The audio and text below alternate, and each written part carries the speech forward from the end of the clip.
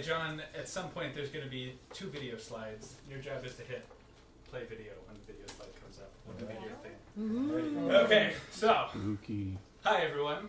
I am Josh. I am a professional space geek. You can see this is a job, photo taken at my job. You get to play, by the way. So I get to tell people about cool science that other people are doing. Now, that's a pretty awesome job, but it also means that you don't get to really get that first order exposure. So I was given an opportunity recently to go on a wonderful trip where we got to go out and actually see some of the science happening for itself at places like this. This is part of the ACEAP, which is an outreach group focused on astronomy. And since it was funded by the NSF and the National Radio Astronomy Observatories, technically you all paid for it as American taxpayers in the United States. But we got a whole bunch of astronomy educators from around the U.S. From every single corner of the U.S. we could find. We have college professors, we have high school teachers, we have after-school program coordinators. There's me and a couple other museum folks, and even amateur astronomers. But these are people who communicate astronomy in their day-to-day life. So they took all of us. Here's a video. And we went from San Francisco, which is where we're blasting off from, and went to go visit South America, specifically Chile, specifically the Atacama. If you're familiar with the shape of South America, where it does that little bend thing, and it's all brown, that's there. Why did we go there? Well, this photo was taken by a crappy cell phone with a small telescope. You cannot take a photo like this in San Francisco for 2 reasons. Number 1, terrible air. Number 2, the moon's upside down. So, when we traveled to the Atacama Desert, this is the sky you see. Now granted, this is a fairly long exposure, about 5 seconds, but when you walk outside, you see that sky. Yeah. It is captivating. So what do we do with a sky like this? Well, this is a place where we are currently doing the most astronomy on planet Earth. Now if you'd hit play again on that video, thank you. One of the reasons we have so many telescopes here is because it actually just sees a different sky than we see. From the southern half of Earth, you get completely different constellations. The constellations you do know are upside down. So these are the kind of telescopes they are building. So this is Gemini South. That's me. You can see me for scale. This thing is huge. Why would we invest so much in a telescope that's not in our country? Because this is funded a lot by the American taxpayer. Because these are the eyes that are going to open up astronomy. So that was an optical telescope. It uses a mirror to collect light. It's the kind that lives right here, optical. But there are longer wavelengths of light over here that also reach close to the surface of Earth. If you're on the top of a tall mountain, especially a dry mountain like the Andes, like the Atacama, you get that invisible light, light that we don't see. So this is a single telescope, and that's kind of a weird idea. But in the Atacama Desert, they have built all of these different microwave dishes, each of which would be an impressive telescope by itself. But together, they act as the Great Atacama Large Millimeter Array. So again, that's me attempting to jump, didn't work. This is an amazing spot. You're at 16,000 feet. When you want to move up a hill or do anything, it is exhausting. All of these telescopes work together to form a single aperture. They can all act as one eye, or they can be operated independently. But one of the coolest things about this is they are movable. You can decide where you want these things positioned, but it's not a matter of like just pushing one over. They're huge. So since Germany is a partner in the European Southern Observatories, they created these gigantic, super 3-year-olds like fondest imagining. It's a giant remote control car. You can drive this thing up with this control pad, scoop up one of these massive antennas and drop it off where you need it to be.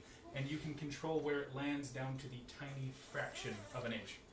Now, you can see them in a close configuration here. There's always kind of the one derpy one looking in its own direction. It's usually calibrating or doing a different project.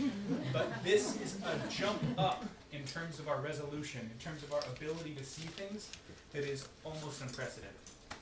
Imagine this jump as we are going from cutting-edge telescopes being a small backyard telescope. And that's not just any, that's Tombaugh's backyard telescope, the guy who found Pluto, to the Hubble.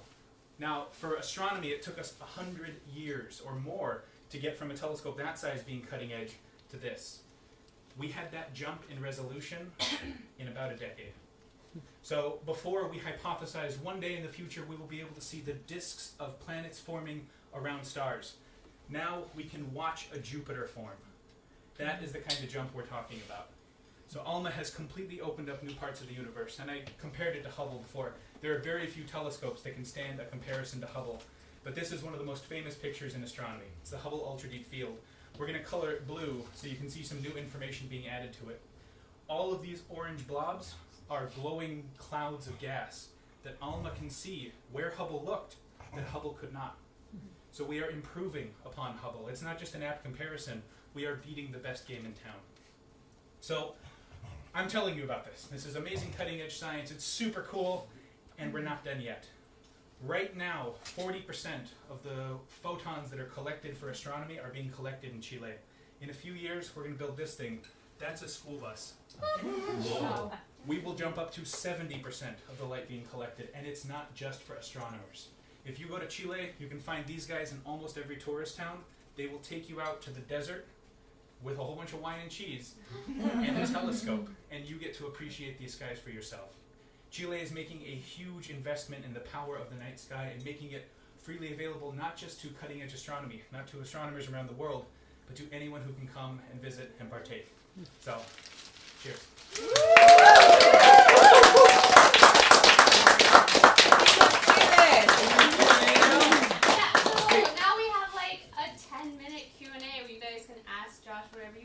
About telescopes or magic or whatever you want.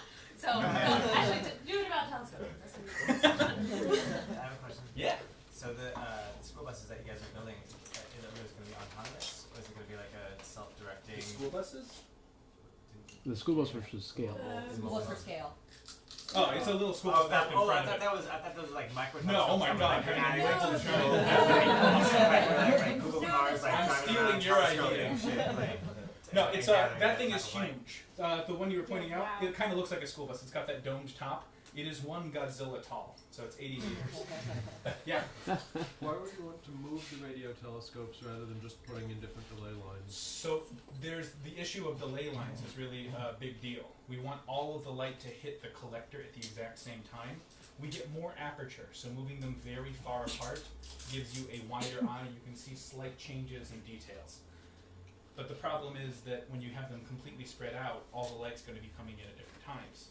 So they have this amazing supercomputer called the correlator, which moves physical mirrors to account for the distances between the telescopes down to the shape of a wavelength. So the correlator is in real time calculating 66 different positions and figuring out where these mirrors need to be to make sure all the light is taking the correct path length. So there are advantages to having it spread out, but there are crippling disadvantages as well. I hope that kind of answers your question. If not, I would love to get back to it. How long did you stay in Chile, and then how did you get selected for that trip? 1, 10 days, not nearly long enough. 2, I have no idea. But like, did you apply? I applied to a program, but there's Okay. way more qualified people that they didn't choose. Yeah. Yeah, so with the last 10x improvement that we saw, we were able to now watch a Jupiter-sized planet being formed. So in the next 10x that we see, what's that going to let us see? Well, I said 10 years. It's about 1,000 times improvement of optical resolution. Okay. So in the next 10 years, then, what will be the next? What will be the next jump we'll so be able that to see? EELT, the giant monster Godzilla telescope, is called the European Extremely Large Telescope. It had another name. Very creative. It was going to be called OWL for overwhelmingly large telescope. They decided the OWL was too cool a name to waste on this meager instrument. They are hoping to build a 100-meter telescope one day. So that's not 10 years, that's 30 years. But we're going to start finalizing the plans in 10 years. 10 years is going to be the Large Synoptic Survey Telescope and the European Extremely Large So as far as like what we're imaging though, what does that let us image? So it depends on the wavelength of light you're talking about. Both of those are optical. We are hoping to see the first age of galaxy formation in stunning detail. I would like to know what is the most exciting potential for this technology that you personally are looking forward to seeing. So there's an awesome professor from Cal called Alex Filipenko, who's a great astronomy communicator, does awesome stuff, but his coolest champion cause is now that you have a bigger telescope, give us your old telescopes. And the more big telescopes we build, often astronomers are always trying to crest the next wave.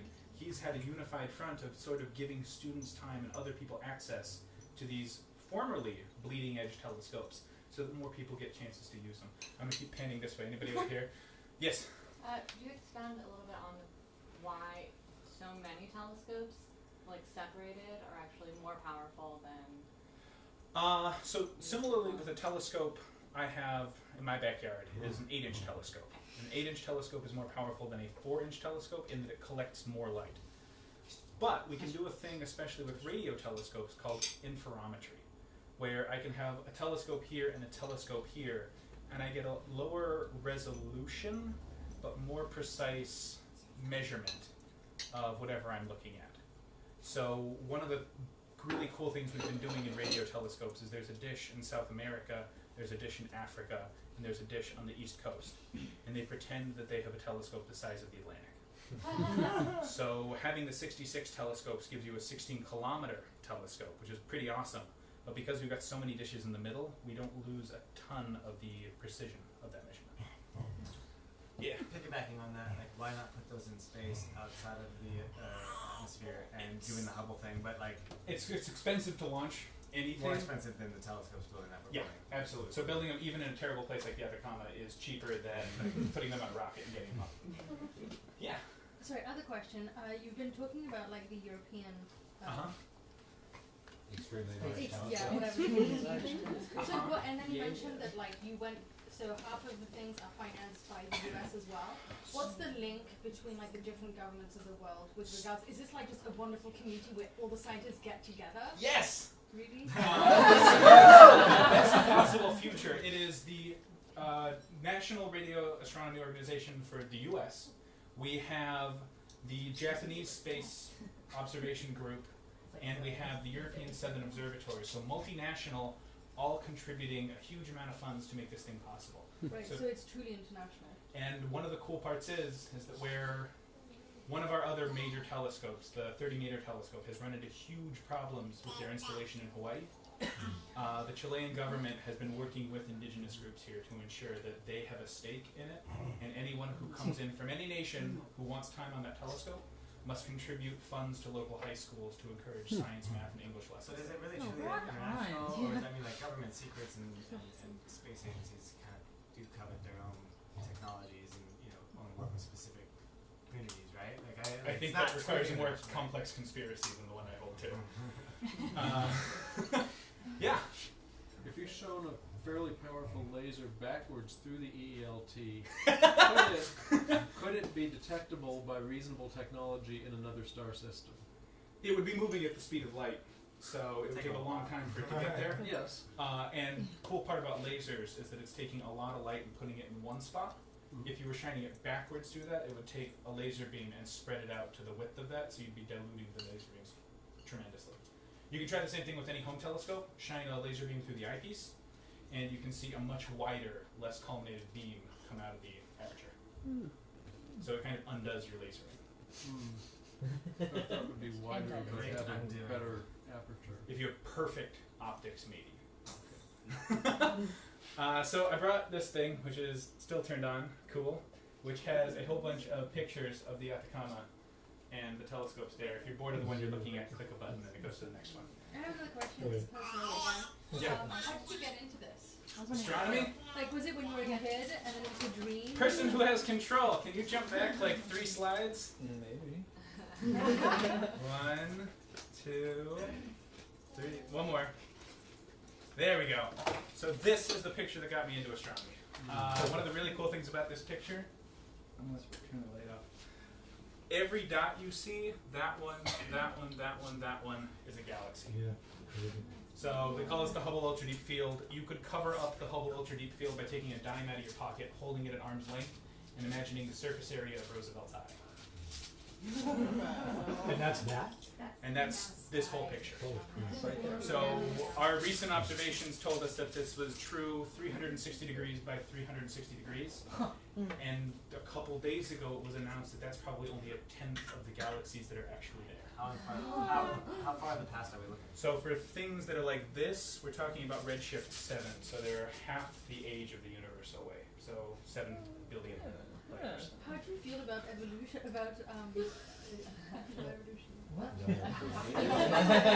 It's cool. I'm in favor of the process. Creationism. Creationism. How do you respond to creationists? Sorry, I had. How do I respond to creationists? That picture? Before each slap. So depends on if I'm in my day job or if I'm doing like sidewalk astronomy or something like this. I'm allowed to be way more sarcastic when I'm not doing my day job. Thank you, person who did that. I have my own personal response, which is if you read a certain good book, it says that the deity in question is the deity of creation. And that doesn't mean our species. It doesn't mean any one of these some odd bajillion species on planet Earth. It doesn't mean Earth. It doesn't mean our solar system. It doesn't mean our chunk of the Milky Way. It doesn't mean the Milky Way. It doesn't mean the local group. It doesn't mean our local supercluster. It means all of this. And if there were a being with the ability to understand all of this to the degree of resolution of me, I don't want to know that. I want to see that in Legos from the last Synopsis. Yeah. I first saw this picture watching a YouTube video with Carl Sagan's Pale Blue Dot speech, and I don't know anything about astronomy, but I did hear, I think earlier this year, about some cooperation between Hawking and some Russian oligarchs with respect to sending signals out. Do you know anything about it? The space chip is the one that I think you might be referencing.